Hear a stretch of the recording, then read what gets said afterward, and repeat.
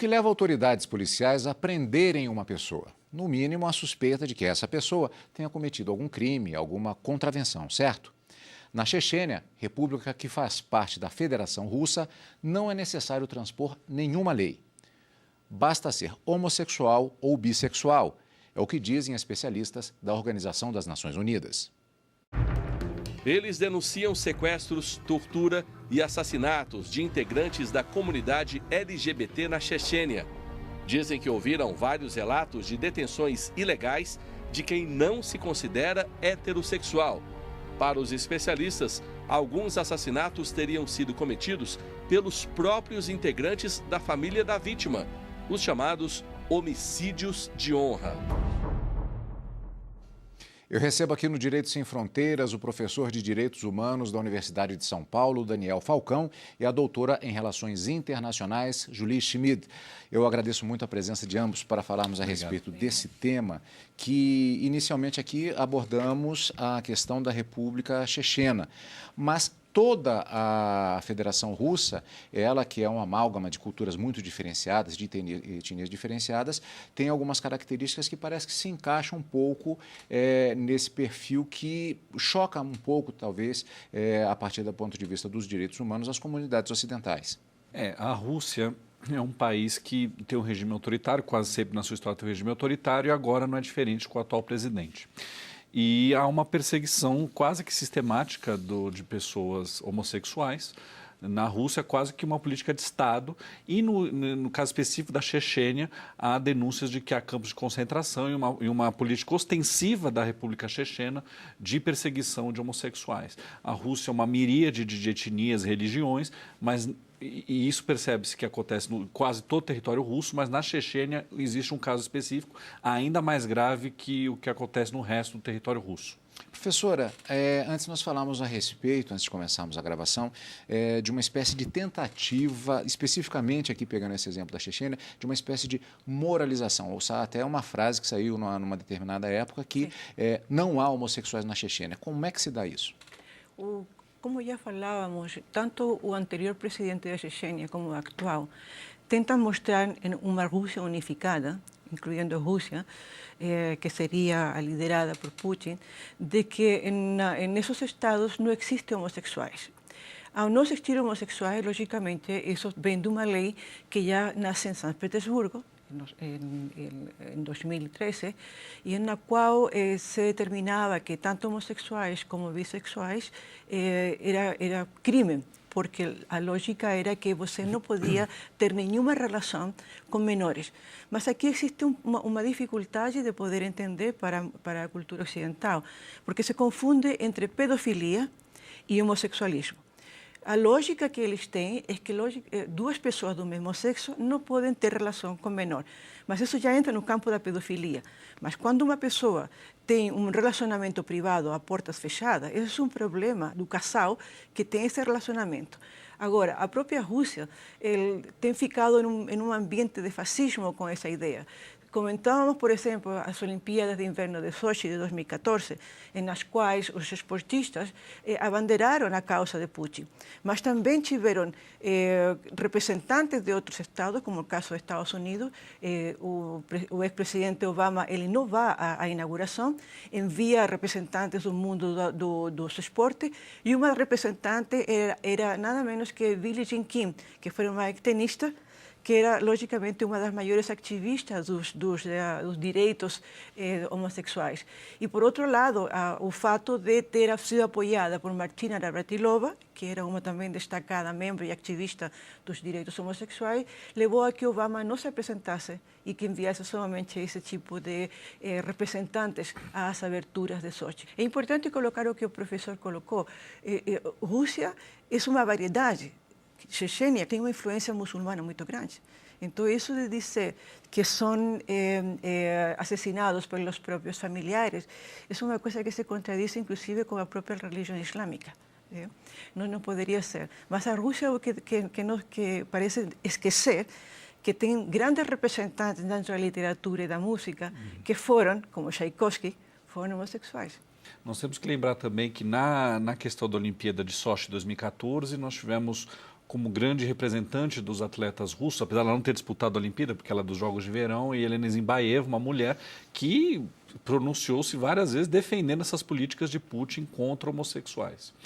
E, ao mesmo tempo, na questão chechena, nós temos que é um ponto nevrálgico da Rússia, né? A Chechênia, durante a década de 90 do século passado, ela praticamente conseguiu uma independência que depois foi esmagada pelo governo Yeltsin e já pelo governo Putin. A Chechênia já tem uma tradição ainda mais arraigada da perseguição do homossexualismo e com outro detalhe, como depois do fim da guerra da Chechênia, Putin conseguiu colocar seus representantes como líderes da Chechênia, dá para imaginar que esses líderes também queriam estar mostrando trabalho para o chefe supremo da Rússia, mostrando, olha, você não gosta de homossexual, você persegue homossexual, e aqui nós perseguimos mais, ainda mais fortemente. Eu gostaria de dividir em duas questões. Uma primeira, a existência de leis especificamente com esse caráter discriminatório. Como isso fica do ponto de vista dos direitos humanos? Na Rússia não há lei dizendo que o homossexualismo é crime. Essa política que está acontecendo não há, é uma perseguição, que isso está acontecendo, mas não há uma lei definindo o homossexualismo como crime. Se você for pegar a Constituição Russa de 93, ou seja, pós-União Soviética, pós-queda da União Soviética, ela é uma Constituição modelo para qualquer país europeu, inclusive brasileiro. A Constituição russa tem muita coisa dos direitos fundamentais previstos na Constituição brasileira, né? Mesmo assim, está acontecendo uma perseguição aos homossexuais, isso é notório, a Anistia Internacional, a ONU tem percebido isso, mas não há nada na lei dizendo que o homossexualismo é crime na Rússia. Simplesmente é uma questão política do Putin e dos seus asseclas de perseguir essas pessoas. Vamos justamente ao segundo ponto, daqui a pouco eu vou querer inclusive a opinião da professora sobre isso, especificamente com relação a essa política, até mesmo pela ausência de lei. Isso, do ponto de vista dos direitos humanos, é claramente uma violação. Com certeza absoluta. Primeiro que não tem lei dizendo, mesmo que tiver já seria uma violação, mas nem tem lei dizendo. E uma coisa interessante da Constituição russa, no artigo 534, diz que se a lei russa for contra os tratados internacionais de direitos humanos assinados pela Rússia, prevalece os tratados. Sim. Então, a Rússia é signatária de praticamente todos os tratados de direitos humanos existentes. Então, a Rússia assumiu compromissos internacionais perante as outras nações de que ela respeitaria os direitos humanos e a Constituição russa diz que os direitos humanos e os direitos fundamentais também prevalecem. Então, o que está acontecendo vai completamente contra o ordenamento jurídico russo e o ordenamento internacional. Professora? Dos casos importantes a destacar, seguindo a linha do professor, é o seguinte: a Rússia foi castigada o ano passado, em outubro de 2016, e ela não entrou no Comitê de Direitos Humanos das Nações Unidas. Ela queria entrar no grupo de Europa del Este e não conseguiu os votos suficientes, o qual já é um golpe, não tanto pelo acontecido na Síria, sino pela violação contínua aos direitos humanos, as perseguições que ela tem. Mas lembrando que na lei de São Petersburgo diz que efetivamente não é uma perseguição aos homossexuais, mas sim ele diz que não deve haver uma relação com menores. A única coisa que ele destaca é a relação com menores, mas já hemos esclarecido que uma coisa é pedofilia e a outra é homossexualismo. Não se podem colocar as duas coisas.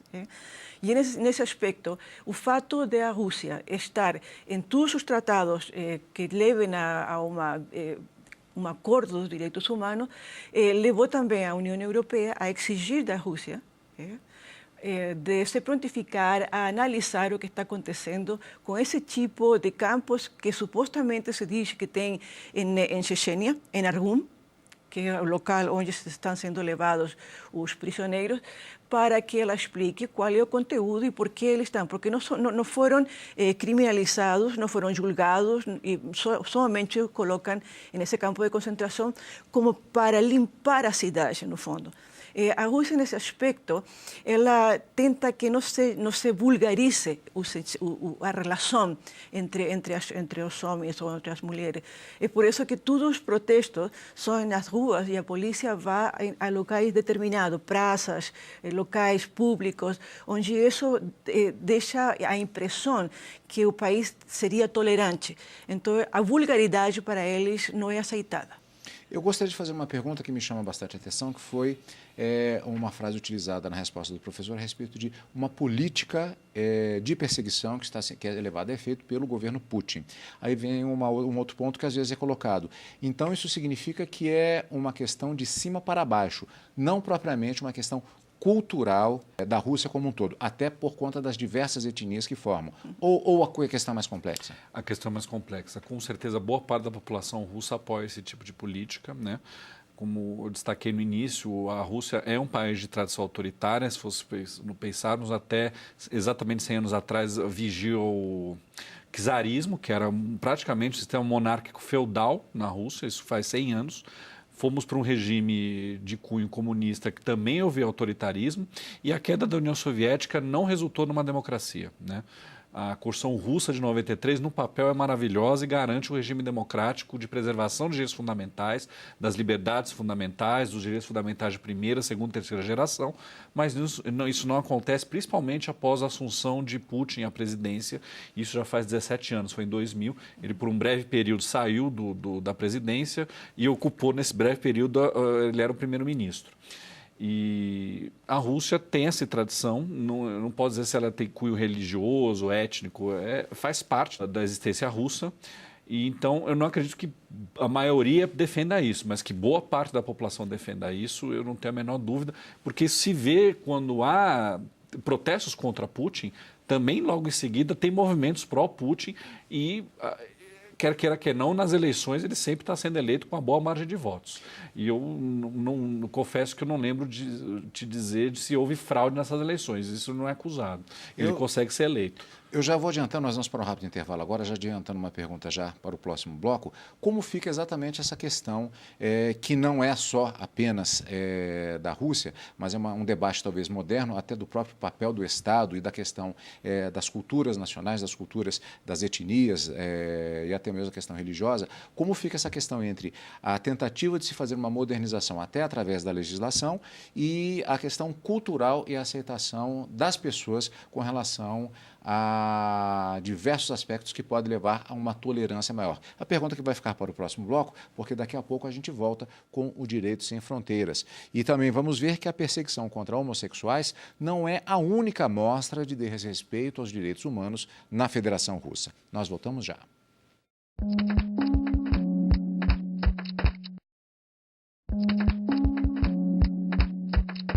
Hoje o programa fala sobre a posição contrária da Federação Russa diante de alguns direitos humanos, fazendo um recorte particularmente em relação até à questão dos homossexuais claramente perseguidos, segundo a observação da própria Organização das Nações Unidas. Eu fazer uma pergunta, melhor, adiantei uma pergunta para esse segundo bloco, que eu começo com a professora, que é a velha questão da tentativa de modernização de uma visão considerada talvez por nós ocidentais como mais moderna e, ao mesmo tempo, a questão de identidades culturais. Pode-se dizer que, como vimos no primeiro bloco, que há uma resistência da própria população na sua variedade que existe na Rússia em relação a essa questão, especificamente da homossexualidade, dos direitos relacionados à questão LGBT. Como fica essa questão de uma constituição modelo e uma resistência, talvez cultural, a esse processo de modernização? A resistência cultural vem apropriada a que a religião ortodoxa na Rússia chegou muito recentemente. Durante todo o período do autoritarismo e do comunismo no que era a União Soviética, a religião ortodoxa foi proibida. Tudo que fosse de religião e a imagem era proibido durante esse regime. Posteriormente, quando chega Gorbachev e posteriormente Yeltsin, eles logicamente invocam que seria a religião ortodoxa a que guiaria. Mas também temos uma coisa, os representantes da religião ortodoxa também apoiam ao senhor Putin nessa determinada menção de poder ir atrás de certas pessoas que para eles vulgarizam a sociedade russa. E os patriarcas da religião ortodoxa, nesse aspecto, têm se sentido muito à vontade para estar do lado de Putin nesse tipo de atividade. Mas existe uma coisa importante, na Rússia também existem movimentos clandestinos de homossexuais, tanto homens e mulheres, em que actuam, mas eles não se mostram, logicamente, à mídia para não ser perseguidos. Mas existe uma grande quantidade de grupos que tentam velar e mostrar que, efetivamente, eles têm seus direitos, embora a própria Constituição diga que você está livre para poder escolher, eles se sentem muito reprimidos, pelas quais, muitas vezes, quando a mídia ocidental tenta fazer programas, eles se escondem, eles não mostram as faces, ou simplesmente uma que se determina a mencionar o que estão realizando. Mas é uma questão cultural que tem a ver muito com a religião. Se os patriarcas da religião ortodoxa russa apoiam a Putin, é porque efectivamente eles acham que a Rússia deve ser mantida em um ambiente de uma sociedade na qual não exista nenhum momento de pensar que exista alguma aberração dentro da população russa. Eles voltam ao fascismo com essa mentalidade de Putin. Mas também essa moralização brutal que existe agora também existiu em outros países na Europa. No Reino Unido existiu depois da Segunda Guerra Mundial, na qual foram perseguidos os homossexuais, e isso foi importante porque se teve que criar uma nova lei no Comitê Wolfeden para que se mudasse o comportamento da própria sociedade, porque antes todo mundo ia preso, pessoas das Forças Armadas, serviço público, qualquer um. É caso famoso, até mencionamos também, foi até citado no cinema o Alan Turing, que foi praticamente o inventor da concepção moderna do computador e herói da Segunda Guerra Mundial. Exatamente.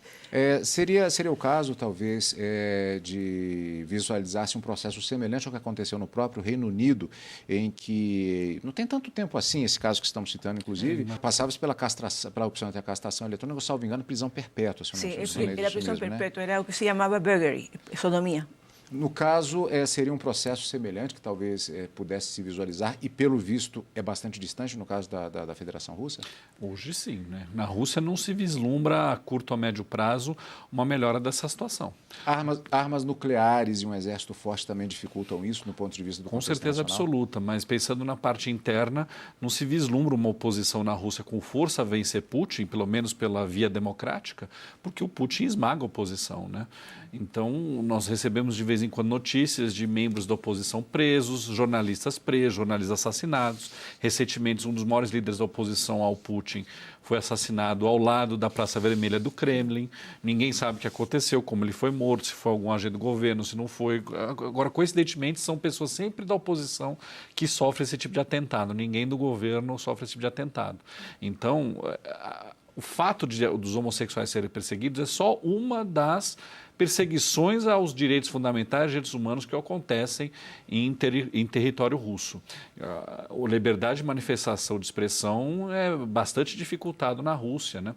E nós tivemos já grupos de música de mulheres que tiveram que sair da Rússia para poderem dizer o que elas pensavam, porque as músicas delas tinham sido proibidas, e por aí vai. Isso se reflete na arte, na educação, na cultura, no esporte, na música e na política, sem dúvida nenhuma, também. Apoiando o que o professor fala, é o seguinte, é interessante discutir o ponto da música. Existe um festival na Europa que se chama Eurovisão.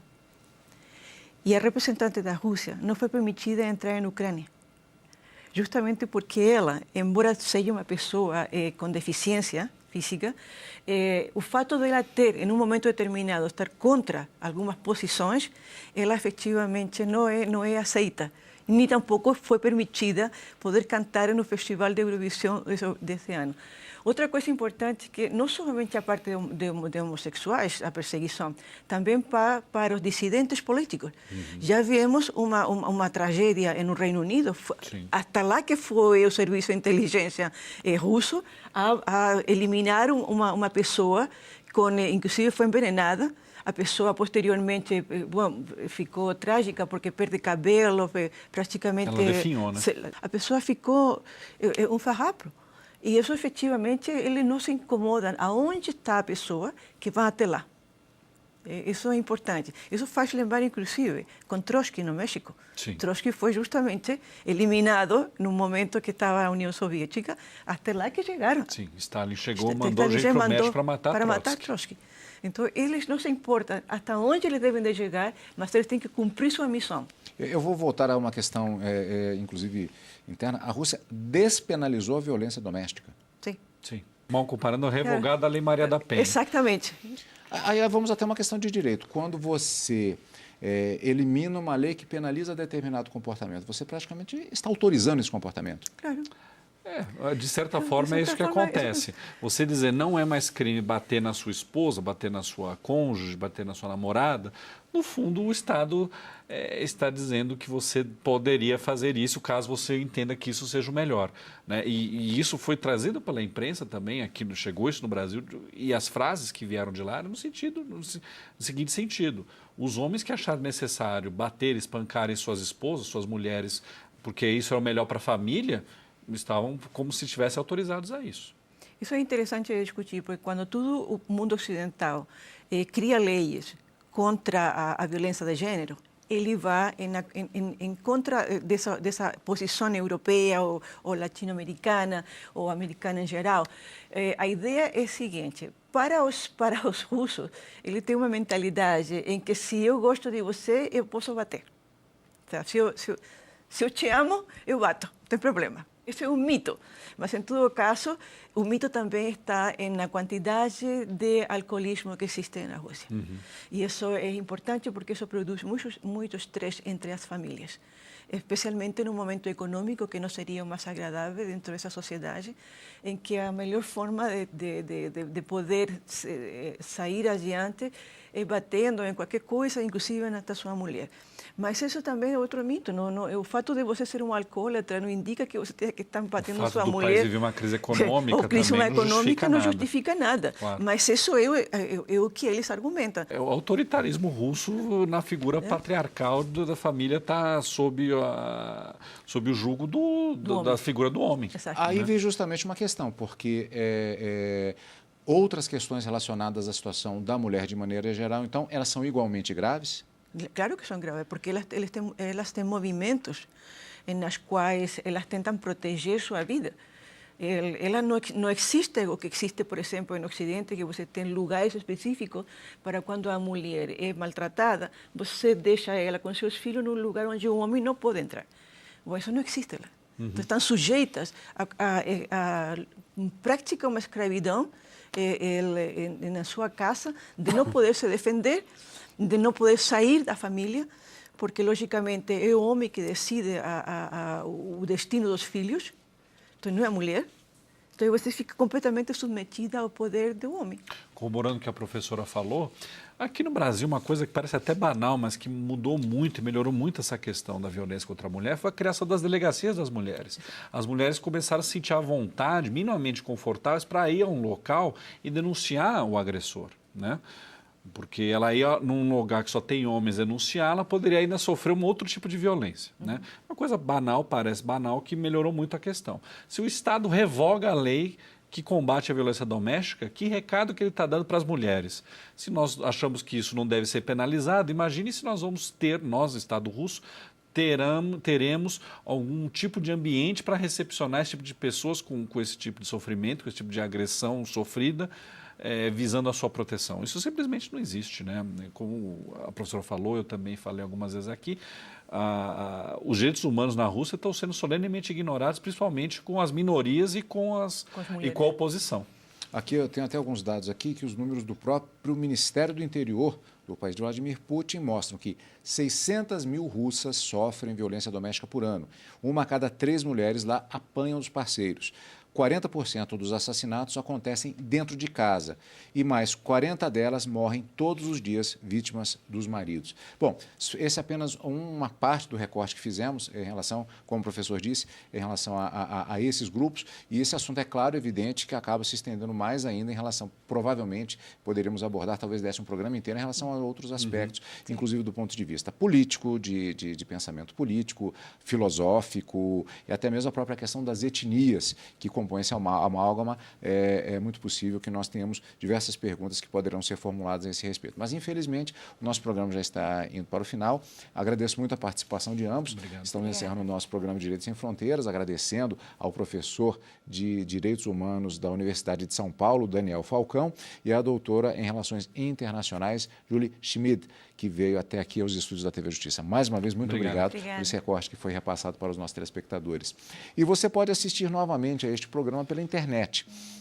Acesse tvjustiça.jus.br.